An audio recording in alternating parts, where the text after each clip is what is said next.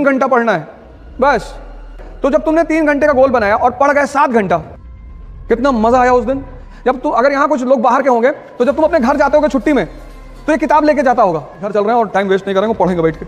और जब तुम घर पहुंचते हो तो तुमसे क्या कहता है कि यार कानपुर में तो पढ़ ही रहे हो। पता लगा जितनी किताब लेके गए थे बिना खुले सब वापस आई है। डिसिप्लिन एक ऐसी चीज है जो कष्ट से ही आती है। जैसे बैठ के मत पढ़ो, मैंने ये डाइस ले रखी थी, मैं इस पे पढ़ता था। इस पे नजर रखने के लिए एक डायरी बगल में रखनी है और उस डायरी को भगवान की तरह पूजा करो उसकी। तुम्हारा शेड्यूल नहीं टूटना चाहिए।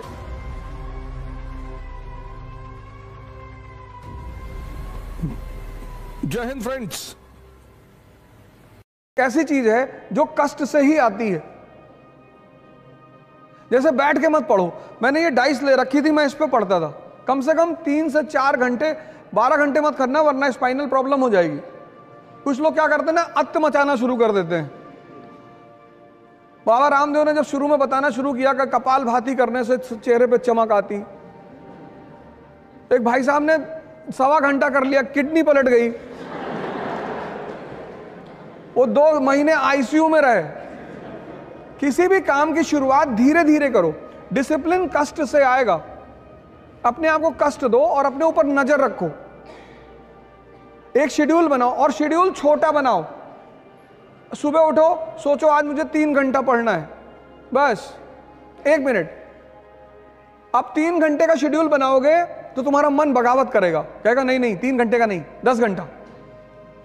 मन की आदत है बड़े बड़े प्लान बनवाना, करना कुछ नहीं।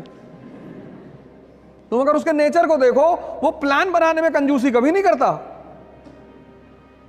यही तो उसका खेल है, कहेगा पूरा दिसंबर बैठ के पढ़ना है। जब तुम, अगर यहां कुछ लोग बाहर के होंगे तो जब तुम अपने घर जाते होगे छुट्टी में तो ये किताब लेके जाता होगा कि घर चल रहे हैं और टाइम वेस्ट नहीं करेंगे, पढ़ेंगे बैठ के। और जब तुम घर पहुंचते हो तो तुमसे क्या कहता है कि यार कानपुर में तो पढ़ ही रहे हो। पता लगा जितनी किताब लेके गए थे बिना खुले सब वापस आई है। अगर आज तुम्हें दौड़ने के लिए कहा जाए तो कितने किलोमीटर दौड़ जाओगी?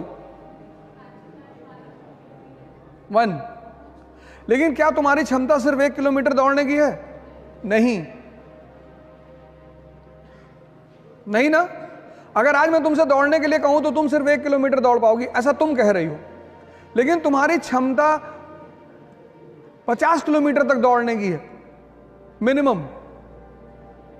बाकी तुम अब भद्रकाली का रूप ले लो और 100 किलोमीटर दौड़ जाओ। तो अब क्या करना है तुम्हें? अब सुनो क्या करना है। आज तुम 1 किलोमीटर दौड़ी, 10 दिन 1 किलोमीटर ही दौड़ो।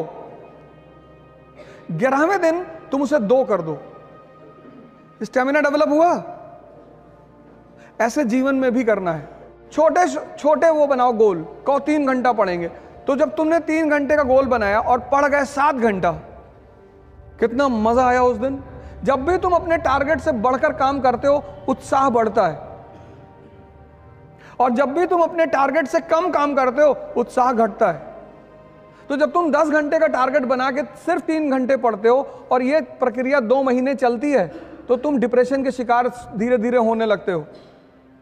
इसलिए कम टारगेट बनाओ और ज्यादा आउटपुट निकालो और कष्ट दो अपने आप को। वही मैंने तप शब्द का इस्तेमाल किया, क्योंकि वो तुम्हारी अचीवमेंट होगी, कोई कर नहीं पाएगा। इस पे नजर रखने के लिए एक डायरी बगल में रखनी है। ये सब चीजें मैंने अभी कहा ना कि कुछ लोग क्या करते हैं, पहले दिन सारी ताकत झोंक देते हैं, ताव में कोई काम नहीं करना है। सीखने में टाइम लगता है, चाहे वो साइकिल चलाना सीखना हो और चाहे पढ़ना सीखना हो।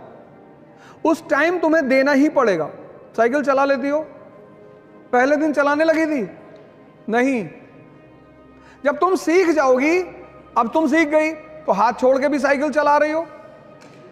एक डायरी अपने पास रखो, उसमें अपना नाम लिख के अपना डेवलपमेंट ग्राफ बनाओ और उस डायरी को भगवान की तरह पूजा करो उसकी। तुम्हारा शेड्यूल नहीं टूटना चाहिए। जैसे आज तुम्हें मूवी देखने जाना है तो तुम जाओ, लेकिन कल अगर तुम्हारा मूवी का शेड्यूल नहीं है तो भगवान भी अगर उतर के तुमसे कहे मूवी देखना जाना है तो तुम्हें नहीं जाना है। इसलिए बचपन में स्कूल में हमें एक बड़ी प्यारी चीज मिली थी, डायरी। डायरी मतलब डिसिप्लिन। तो ये काम करो, डायरी बनाओ और अपनी स्टेमिना को अपने हिसाब से आगे बढ़ाते चली जाओ। सर मेरा नाम रक्षित सिंह है। मेरे 2 क्वेश्चन है सर आपसे।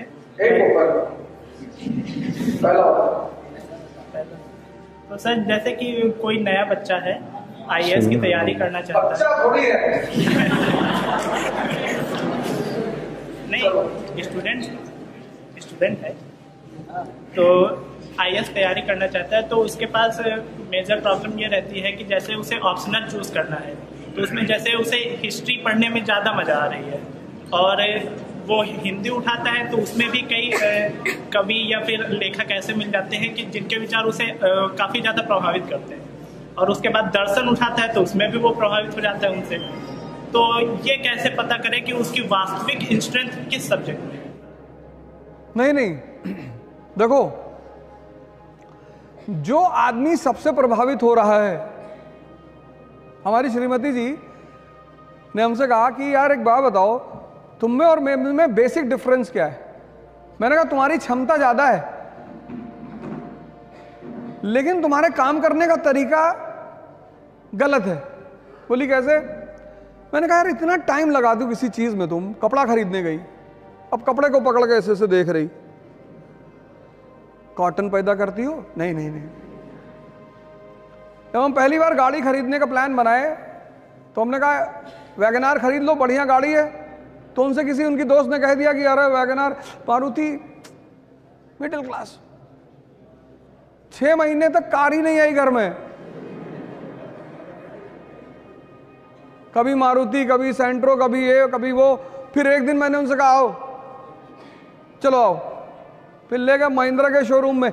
इसीलिए तो इस देश में तुम संत रविदास को सुनो, मन चंगा, मन पे बात कर रहे हैं। तुलसीदास ने क्या कहा? जाकी रही भावना जैसी। ये मन तो तुम्हें हर बार तुम्हें शादी नहीं करने देगा। अगर 5-6 लड़कियां एक साथ खड़ी कर जाएं कि इसमें चुन लो, फिर डिस्टर्ब कर देगा तुमको कि नहीं ये नहीं। तुमसे खेल रहा है वो, एक पकड़ो, वो तुमसे खेल रहा है और तुम उसको मजा दे रहे हो, तुमसे मजा ले रहा है। कभी तुमसे कह रहा है हिंदी, रामधारी सिंह दिनकर, बहुत बढ़िया। अब तुम दिन भर बैठ के सोच रहे हो कि हाँ यार रामधारी सिंह। यही तो मैं कह रहा हूं, डिसीजन लेना है तुरंत। जिस दुकानदार के पास जब जाते हो कोई सामान लेने, अगर वो सामान उसके पास नहीं होता तो पता क्या कहता है? साहब आजकल इसकी सेल नहीं हो रही है, बड़ी शिकायत आ रही साहब। आप साहब एक काम करो, आप साहब ये नया प्रोडक्ट आया साहब बाजार में, बड़ा बढ़िया प्रोडक्ट है साहब। तुम उससे पूछो कि जो मैं मांग रहा हूं वो है? कि तुम बिस्लरी की बोतल मांगे, उसके बाद नहीं है, कहेगा हिमालय का पानी ले लो। मैंने पूछा बिस्लरी है? कह रहा साहब बिस्लरी के पानी में बहुत शिकायत आ रही। मैंने कहा है कि नहीं? कहा भैया बिस्लरी नहीं है। तो उसको मत खेलने दो, एक डिसीजन लो। और जितना बड़ा एम्बिशन होगा उतना बड़ा खतरा होगा। खेल रहा है तुम्हारे साथ, कल से मत खेलने देना। बताओ बताओ जल्दी बताओ बेटा। न्यूज़पेपर जैसे मैं पढ़ता हूँ तो सर न्यूज़पेपर को अप्रोच कैसे करें और उसको एनालिसिस उसका कैसे करें? एनालिसिस करने के लिए बेसिक्स स्ट्रांग होनी चाहिए, पहली बात तो ये। उसके लिए तुम्हें एनसीईआरटीयां पढ़नी पड़ेंगी। अप्रोच करना ये होता है कि जैसे न्यूज़पेपर क्या है, मैंने भी एक वर्ड यूज किया, दर्पण। दर्पण तो अब कन्या विद्याधन योजना सरकार लेकर आई है, तो उस पर तुम लिखो क्यों। फिर विपक्ष क्या करेगा? विपक्ष उस विद्याधन योजना पर अपने मत रखेगा कि इसमें ये कमी है, इसमें ये कमी है। तो तुम्हें क्या करना होगा? एक तरफ सरकार का पक्ष निकालना होगा और दूसरी तरफ विपक्ष का, और दोनों को जोड़ लेना होगा। बस पिक्चर तुम्हारे सामने होगी। जय हिंद फ्रेंड्स, इकरा इंटरव्यू गाइडेंस का प्रोग्राम करने जा रही है। अब इस गाइडेंस प्रोग्राम में तो पर्सनालिटी को लेकर आपकी मुलाकात हमसे होगी। मॉक इंटरव्यूज में आपको सीनियर ऑफिसर्स मिलेंगे, रिटायर्ड ऑफिसर्स मिलेंगे, सीनियर फैकल्टीज मिलेगी, और इंटरेक्शन में आपको मिलेंगे सर्विंग ऑफिसर्स। पुणे में इसकी पहली डेट है 28 दिसंबर 2022। मैं आपको पुणे में मिलूंगा 28 दिसंबर को। दिल्ली में 22 and 29 January, JP Siddharth hotel Delhi. फिर दूसरा सेशन होगा 12 एंड 19 फरवरी 2023, जेपी सिद्धार्थ, वो पूसा रोड पे होटल है जेपी सिद्धार्थ। इसके लिए आपको एक छोटी सी फॉर्मल प्रक्रिया करनी पड़ेगी। जो भी लोग पुणे में मिलना चाहते हैं, दिल्ली में मिलना चाहते हैं, वो सारे लोग ऑनलाइन रजिस्टर करा लें, और ये पूरा प्रोग्राम फ्री है।